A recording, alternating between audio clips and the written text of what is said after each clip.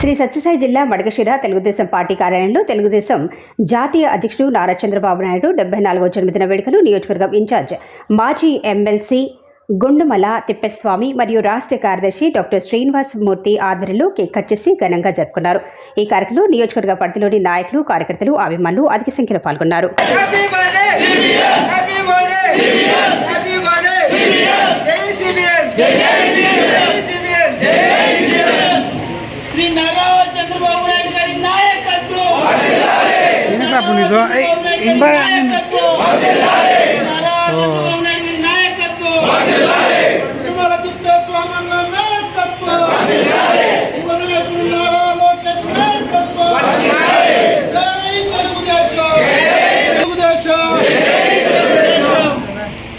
చెప్పండి.